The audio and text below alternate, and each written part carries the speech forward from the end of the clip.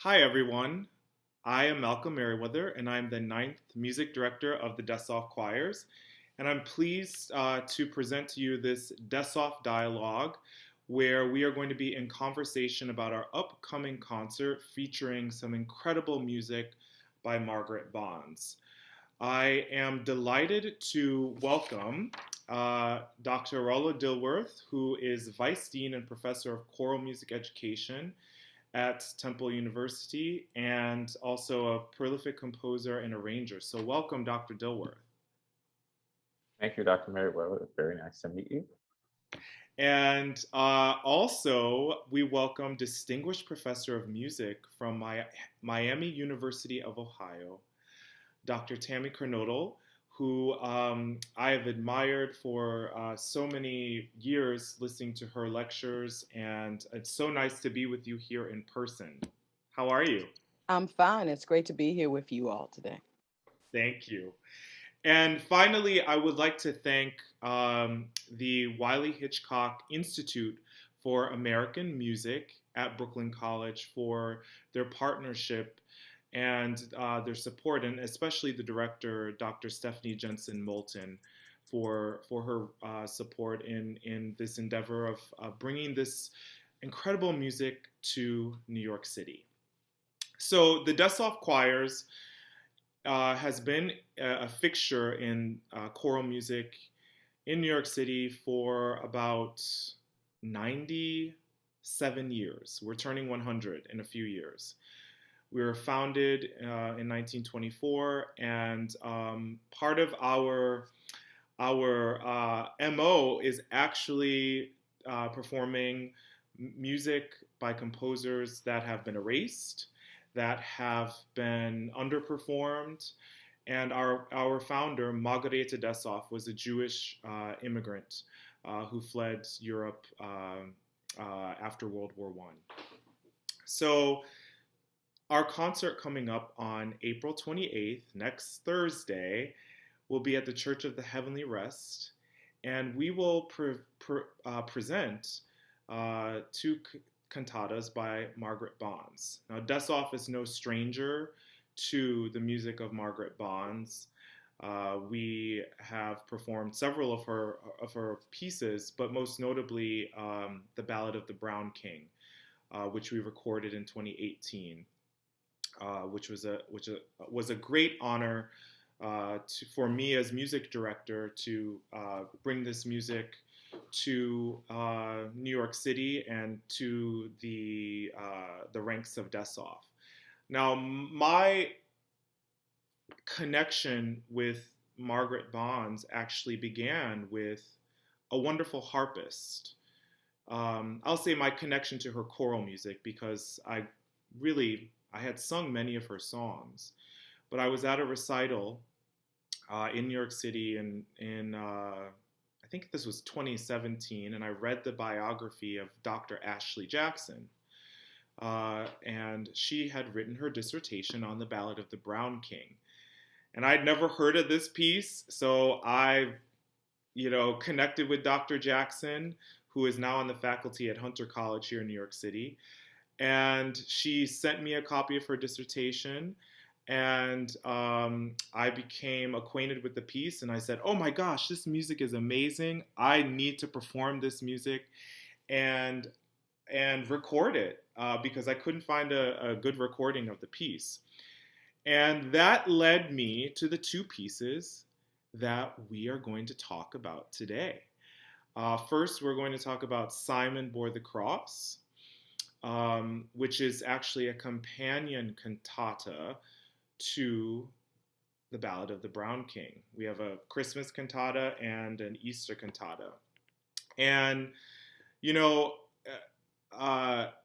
Tammy, I was reading more into the collaboration with Langston Hughes, who wrote the libretto for both pieces, and Margaret Bonds, and they had a method to what they were doing, and they had a purpose for what they're doing with these words. And we start off with two central characters in these biblical stories, Balthazar and Simon of Cyrene. And how does that fit into um, the narrative of the civil rights movement that's happening around the time that these works are being written in the 1950s and 60s?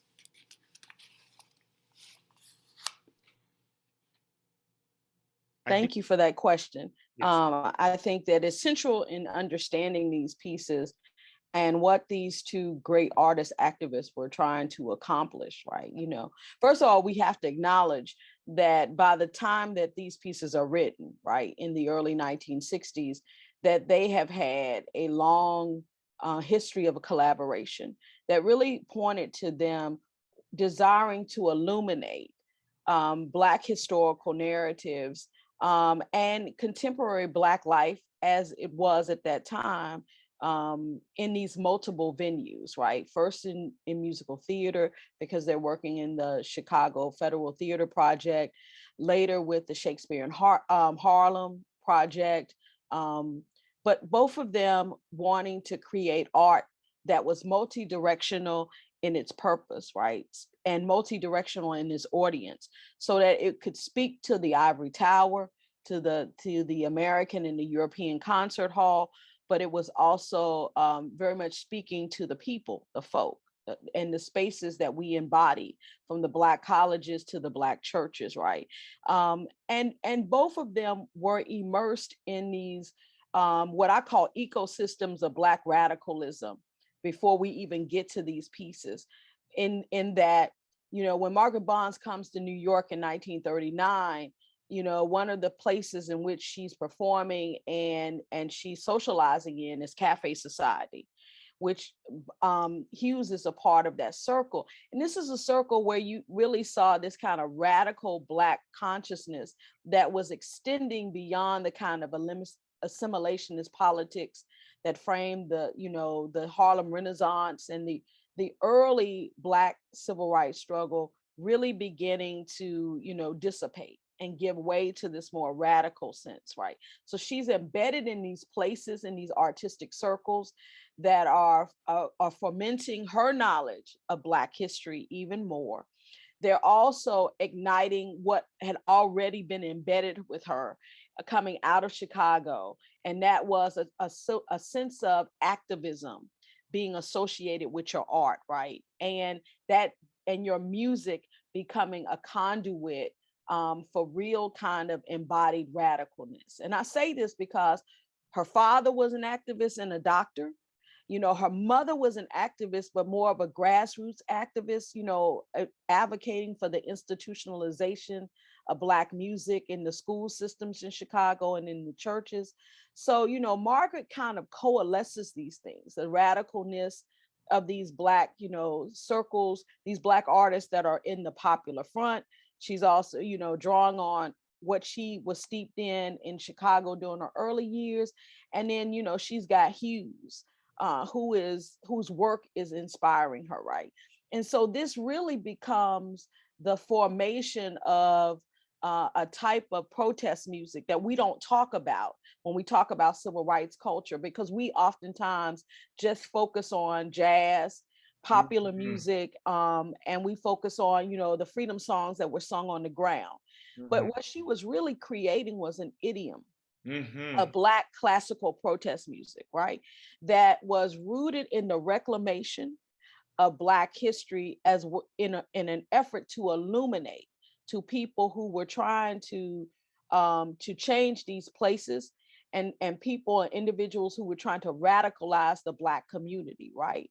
To move and shift in more progressive ways, right, through her music. So drawing on these biblical figures really, really aligns with what were some basic foundational tenets of the Black arts movement, which we don't talk about that in classical music either, because we got to remember, she's with Baraka, she's with Nina Simone, she's with Odetta, she's with Hughes, she's with Baldwin, she's with Lorraine Hansberry, right? So these people who become associated with this movement that is about drawing back to Africa and back to historical contexts, right? But also speaking to what is a contemporary Black consciousness are in her ear. So these pieces really speak to how, when her peers were not doing this, how she was trying to create this idiom and have this conversation within concert music. And it was done in a passionate way, and you can see this in the letters from Bonds to Hughes. I've been able to view a couple of them. Most of them are at Yale, but there are a few letters at the Schomburg, which is right up the street from where I live. Mhm. And they, from their research on Simon of Cyrene and Balthazar, they were trying to create a hero for themselves, but also for the younger generations, for someone to look up to, for the young children in church hearing about these figures and having a hero. It's incredible to read what they were trying to create.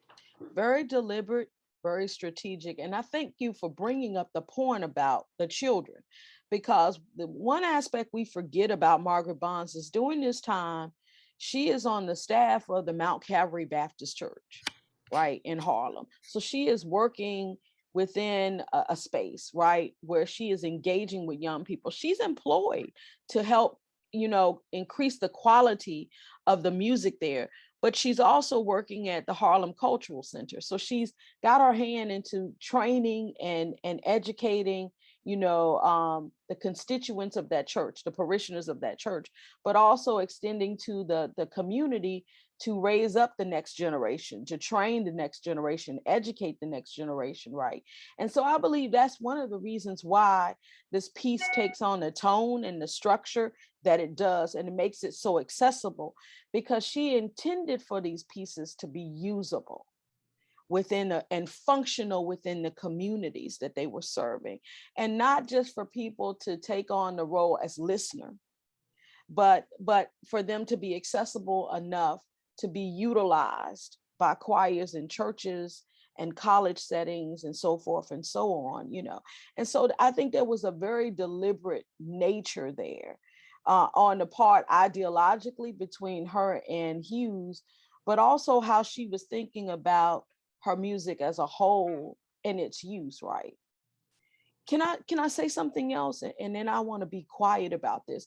I think No, please we say also whatever you have to put this piece in context, because in a short period of time you have her, right, her and Hughes doing the Ballad of Brown King, which they write in 55, but they revise in 1960.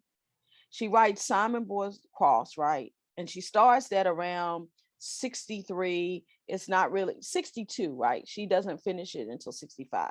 But then she writes Montgomery Variations, which we don't talk about much, which was an orchestral piece, right? That was also situated in historicizing the civil rights movement from 55 up till 64. And then she writes the Credo, right? Look at this. This is a manifesto of Black historiography. Those pieces, when you put them in conversation with each other, really tell us how liberation ideology, how Black history, and how the movement as a whole influenced Margaret Bonds's work. We already knew it was influenced in Hughes, but I think it really illuminates how Margaret Bonds saw herself within this larger nexus of protest culture, and this nexus of artist activists, right? Mm-hmm, mm-hmm. And the functionality of the cantata, of both cantatas, is something that I want to emphasize to directors who are going to hear this piece and listen to this piece. It is so singable, so tuneful, and yet so Margaret Bonds, with her spiritual idioms that she's put into in a fugal matter. I mean, it's just, we're actually going to listen to a little bit of it right now. I like to choose my favorite movement from a piece to share with people if they've never heard it. And for me, that's the third movement of this cantata, which is entitled The Trial. And it starts off, "'Twas on a dusty day, Pilate washed his hands." He washed his hands of this trial and this situation. And what I want everyone to listen to, our listeners to listen to, is this incredible imitative section in the middle of the piece. "The soldiers took my Lord and dragged him away. The soldiers took my Lord and dragged him away." That sticks out to me because in both pieces, in the Ballad of the Brown King and in Simon Bore the Cross, there is this sense of journey, of traveling long distances, of dragging across, of turmoil, of sweating and burden that is always reconciled in a beautiful way at the end of the piece. But let's listen to the trial, which is the third movement from Simon Bore the Cross.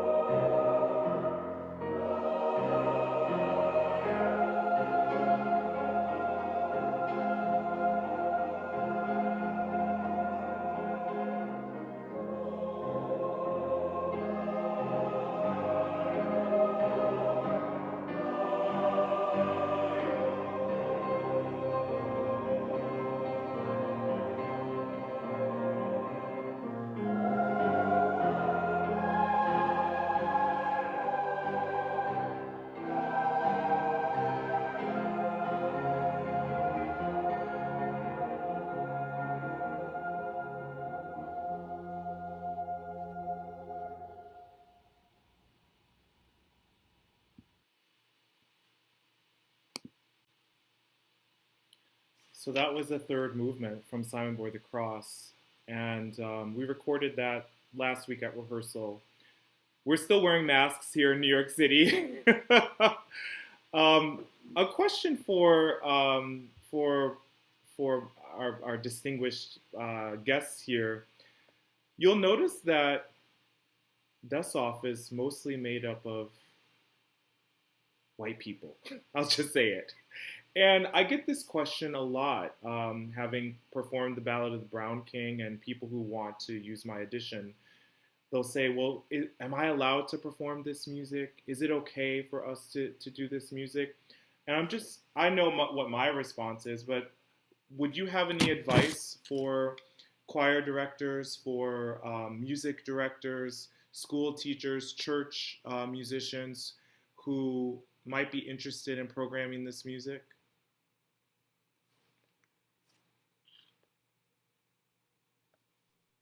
Sure, you'll have to stop me because I'll end up saying probably going past your allotted time. I've learned so much just from Dr. Kernodle's commentary and very inspired by that. So I want to acknowledge that before I go forward. The answer is absolutely yes. These pieces are historical, cultural artifacts. And they are important for not just people who look like us on this call to explore and to examine and to learn about, and most importantly, to learn from. But it is extremely important that everybody has an opportunity to do so. But to do so in a way that is respectful. I think that has been the challenge that has been put before all of us, but particularly for those who are not of African descent, who are wanting to examine more closely, either from an analytical perspective or from a performance perspective or from both, music by people of African descent. And so I could probably speak at length about this, but the bottom line is yes. The late Dr. Maya Angelou said, when you learn, teach; when you get, give. And so anybody who wants to learn this music, and I mean learn it in earnest and learn about it, has the opportunity, and not only the opportunity, but the responsibility to communicate that music in a way that is respectful and honors the intentions of the composer and the librettist, and to make some very conscious decisions about how this music isn't just to be admired and appreciated for its aesthetic value, but also how can one apply this music to one's life, and what impact can they have on their communities moving forward. And so it's not enough to just say, oh, I've learned this new piece by Margaret Bonds. She was a composer that we didn't know about, and I found the music to be interesting, engaging, and delightful. But what are you going to do with that information? How are you going to use it in a way that not only benefits your own personal self-care, but the care of your community, and what will you learn from it? So when I have this conversation with people a lot, I say that there are two opportunities with it buried in this music. There are the opportunities that are very culturally specific, and we have an opportunity to explore those, the idioms and the stylings and the context and everything that make this music very culturally specific. But also, what are the elements in this music? What are the opportunities for us to connect with what I call the humanly universal aspects of this music? Because even though there are very culturally specific ideas about suffering and perseverance and faith, that are very much connected to the African American experience in this country, these are also humanly universal principles that all of us as human beings can connect to and use as a gateway or entry point into deepening our understanding of what this music has to offer.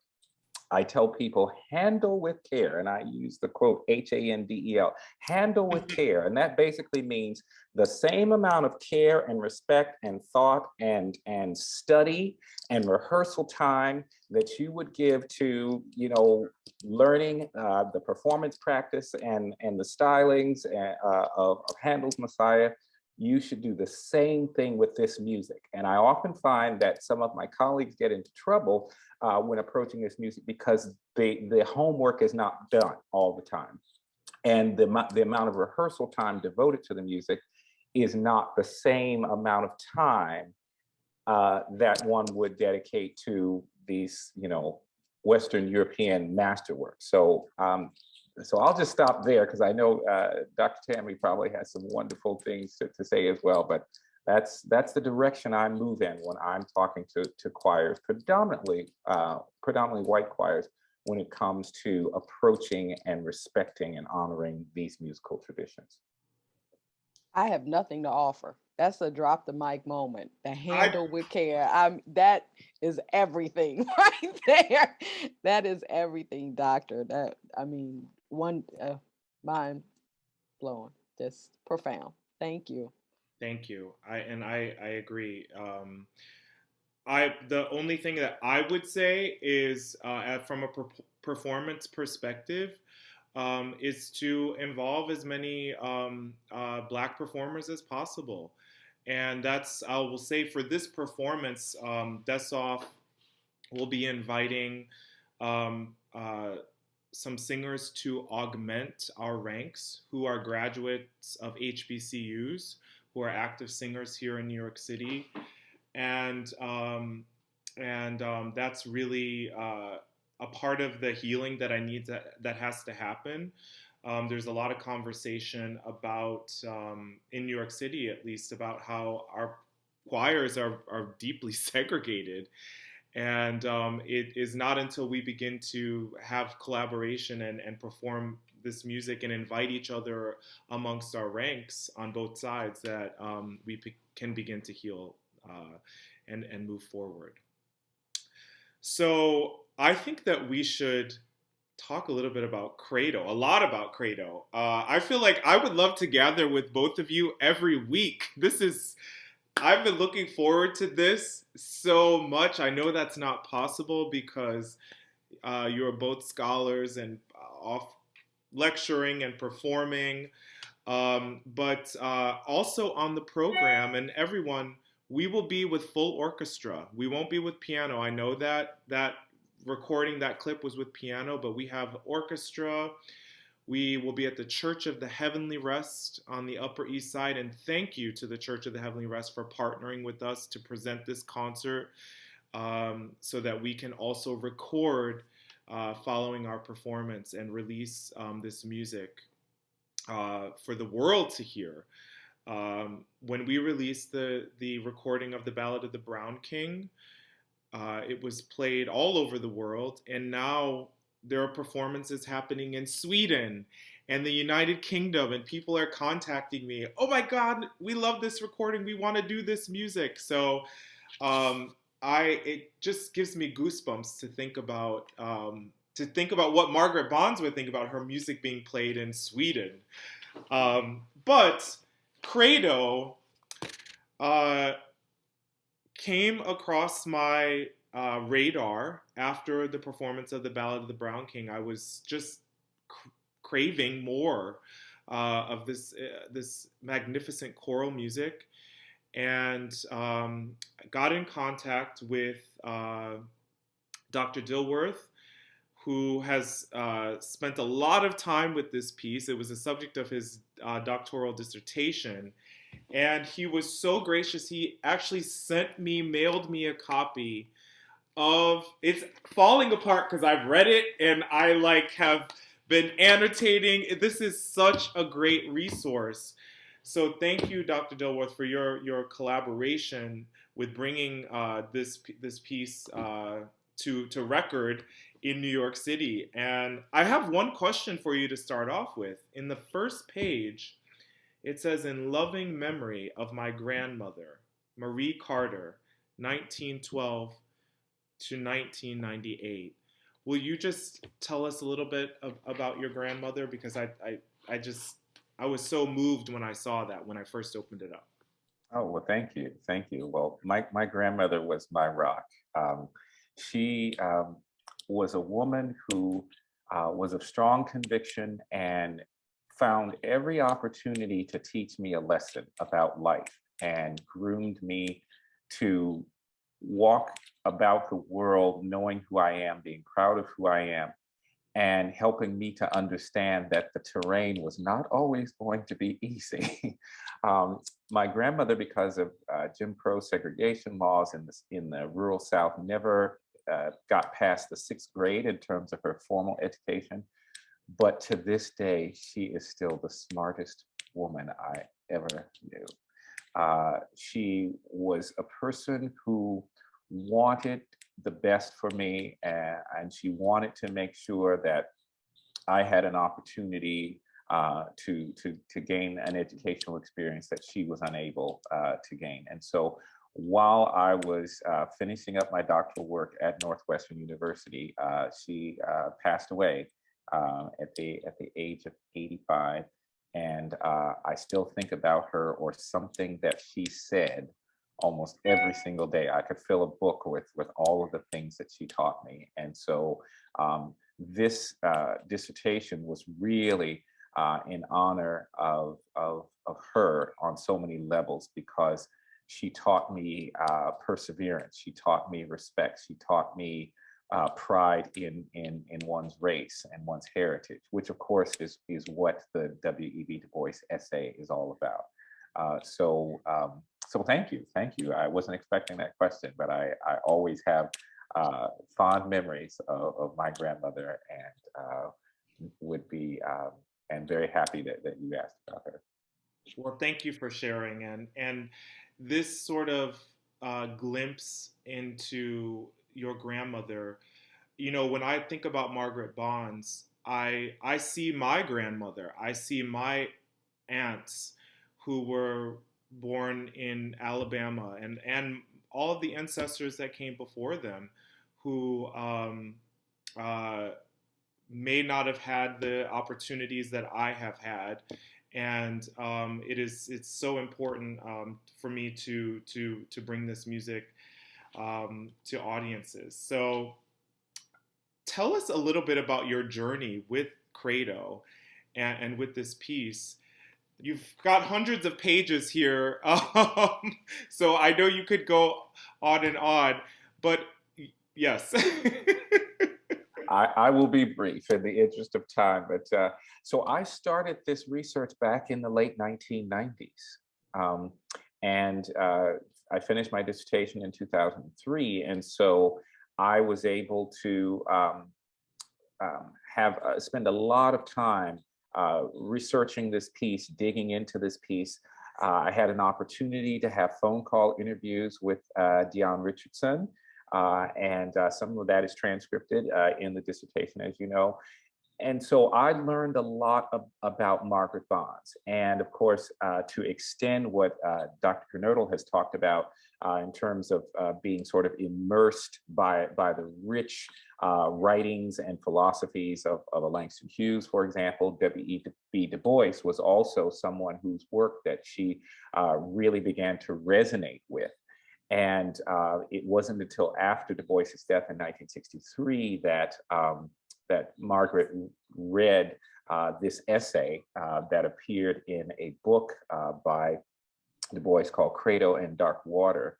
And this particular essay, it appeared in a periodical a few years before that, but this particular essay really resonated with Bonds because I think it really was an extension and a continuation, as Dr. Kernodle talked about, of Margaret's activism and using her musical gifts and skills to amplify the words of these amazing philosophers, sociologists, poets, writers, and civil rights activists. And so this particular piece, this text, is entitled Credo, and we often think about the Roman Catholic or the Anglican liturgy, where the third major recitation or song that happens throughout the ordinary of the Mass is the Credo, which is the "I believe in God" and statement.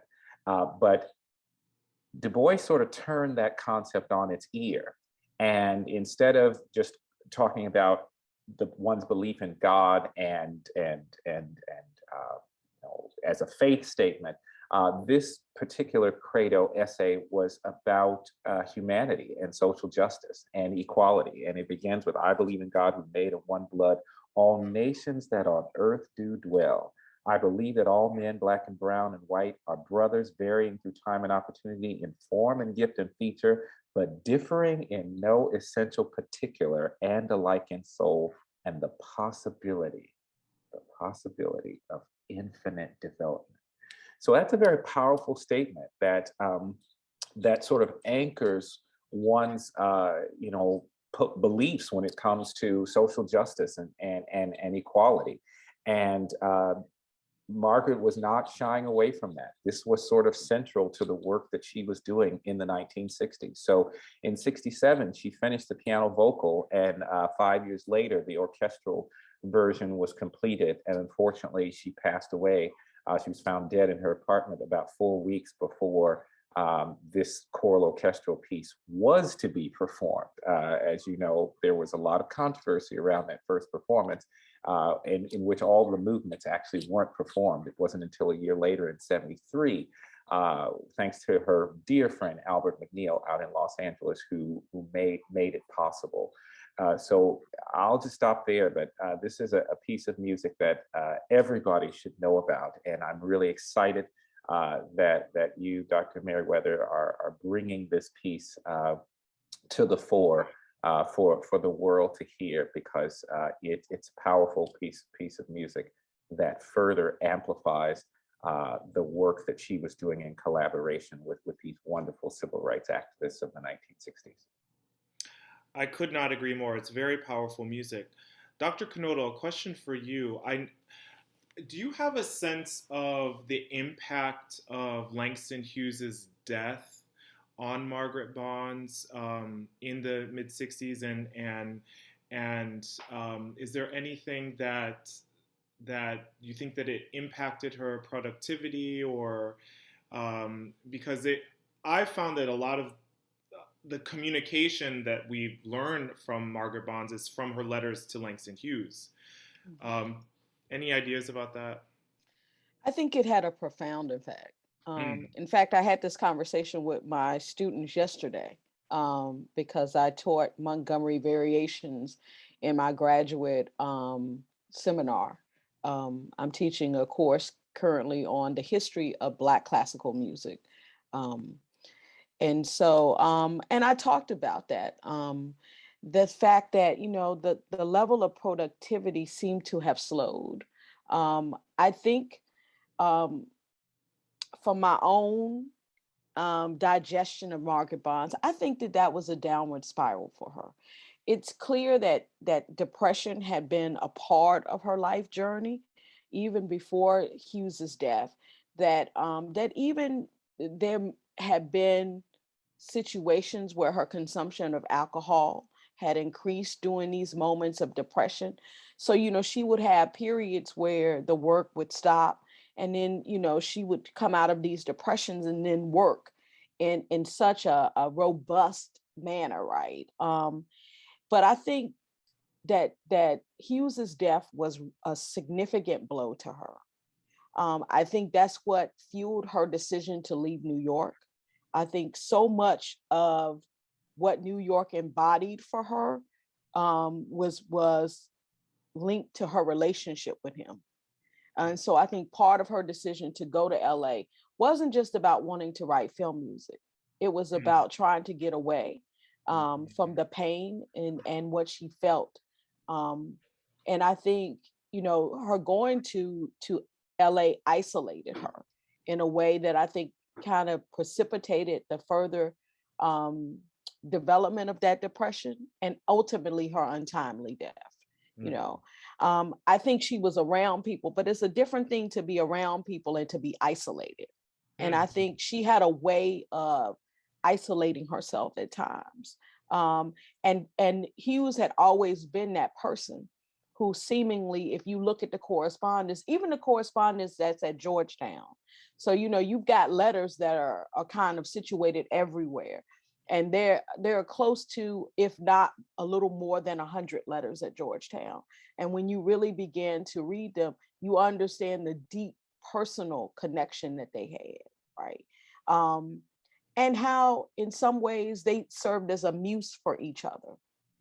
I think that Hughes allowed her to see beyond the boundaries that the world placed on her as a woman and as an African American, right?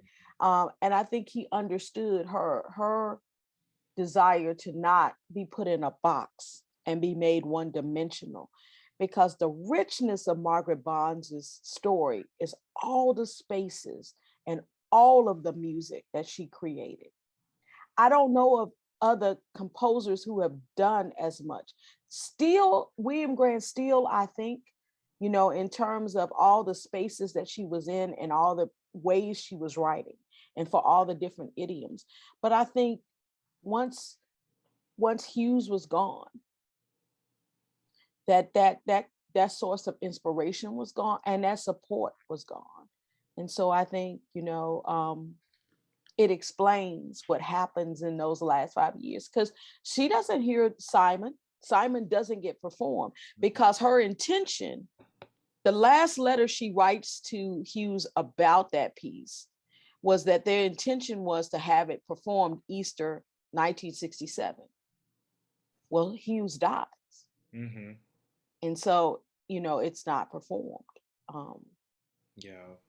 Allows her music to tell her story. She doesn't really write. I mean, there's a few interviews later on, right?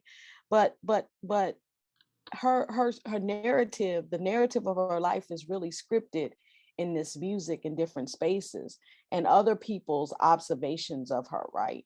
And through this relationship with Langston Hughes. And once that relationship is gone, we lose her voice.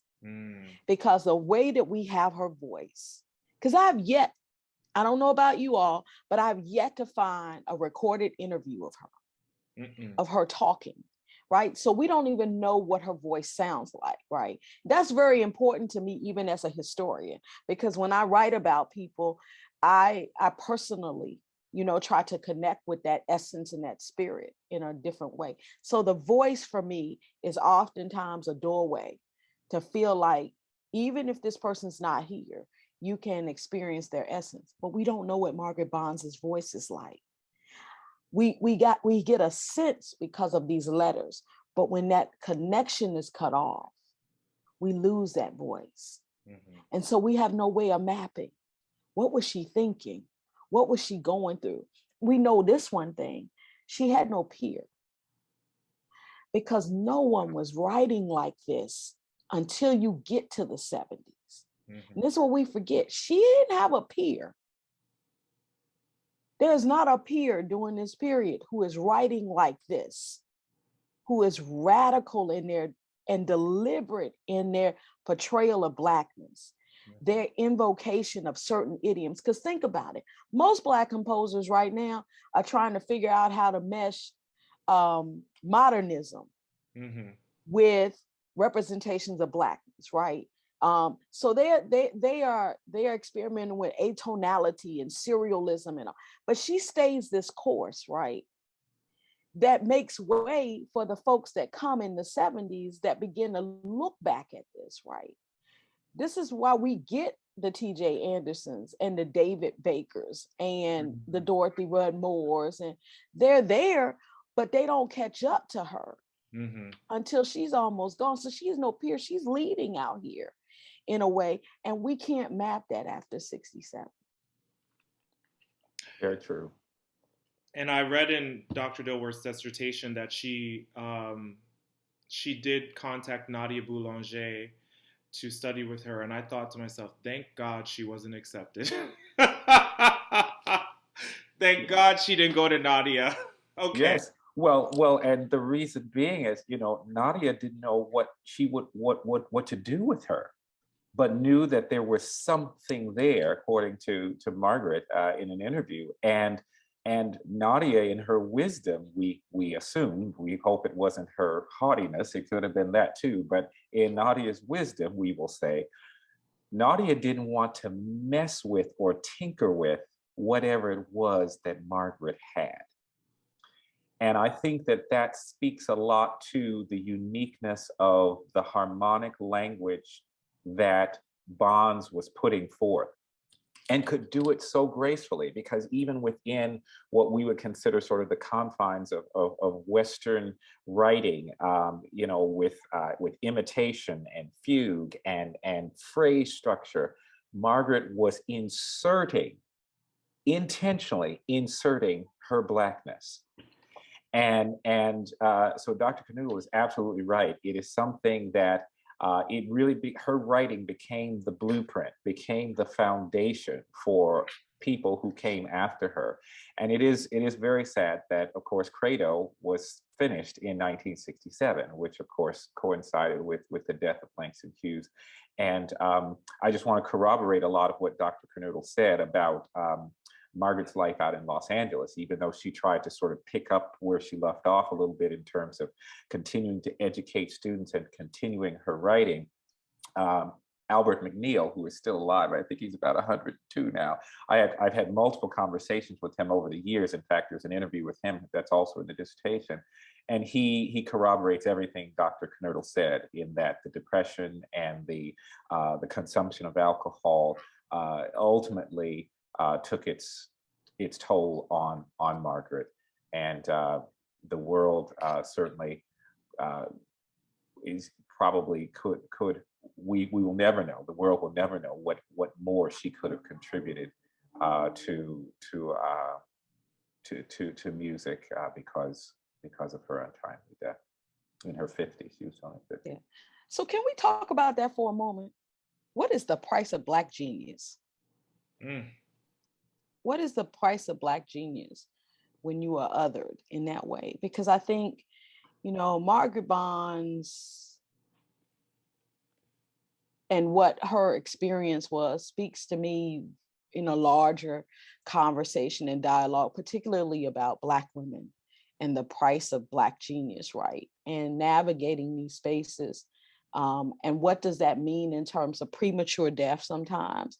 Or what does that mean in terms of mental illness? Because I really think we have to, in some ways, put her in conversation with Nina Simone, because she's in that same circle with Nina, because of both of their relationships with Langston Hughes.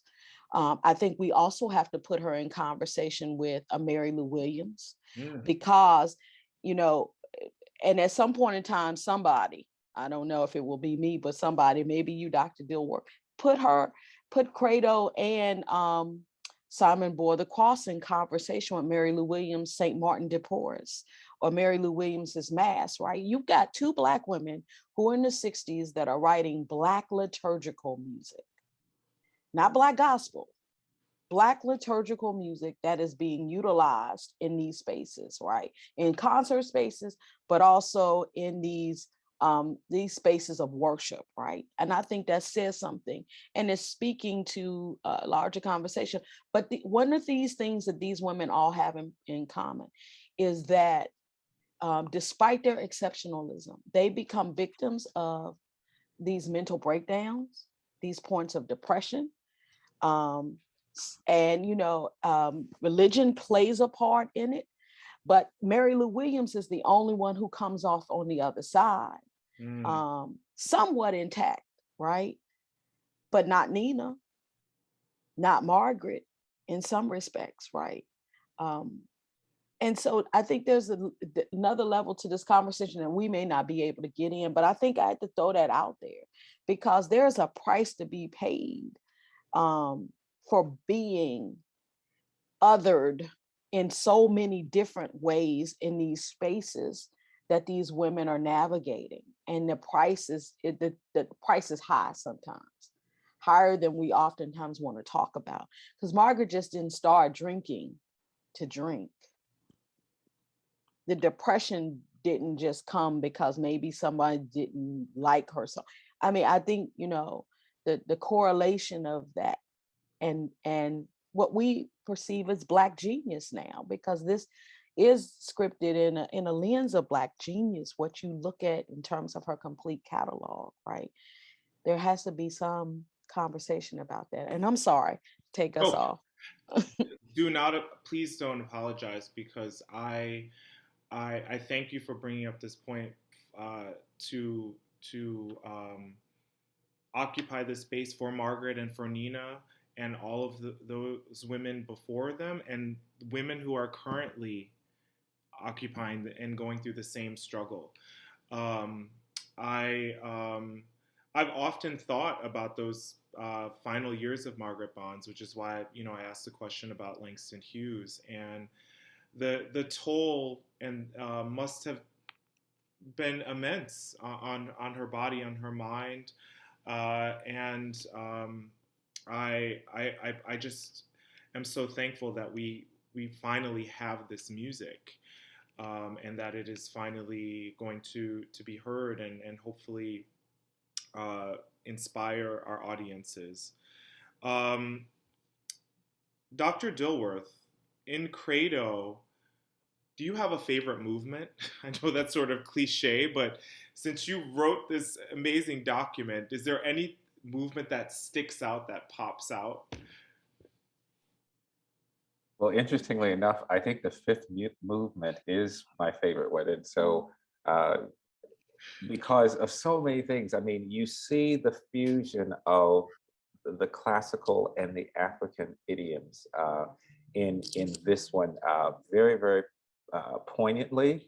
And I think that also you see in the music a lot of text painting. You see it throughout the entire piece, but there's some things that I think that Margaret buried in this particular movement that are just absolutely striking. There's one moment in particular where the words say, talk about, I believe in the wicked conquest of the weaker, darker nations by nations wider and strong, but foreshadows the death of that strength.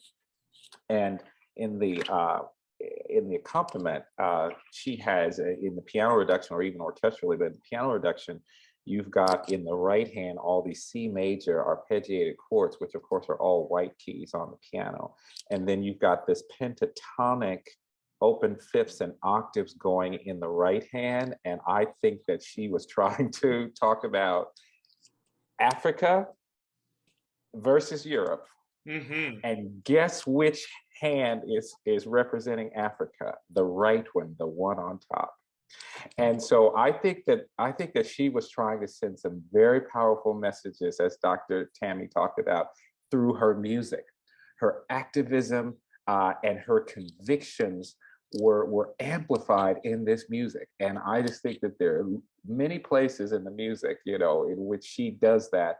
But in this particular movement, it's so poignant, and so powerful that I believe, as Dr. Tammy said, that her work during this period in her life was incredibly autobiographical. And with that, I think we'll have a listen, and we'll finish with a hearing of the fifth movement from Margaret Bonds' Credo. Please join us Thursday, April 28th at 7:30 p.m. at the Church of the Heavenly Rest in Manhattan for this is going to be really the world premiere performance of this edition of Credo by Dr. Rollo Dilworth. And you'll also hear a performance of Simon Boy the Cross with orchestra, the Dessoff choirs. I will be conducting, and our soloists. We have incredible soloists, Janina Burnett, soprano, and Grammy Award-winning Deshawn Burton, baritone.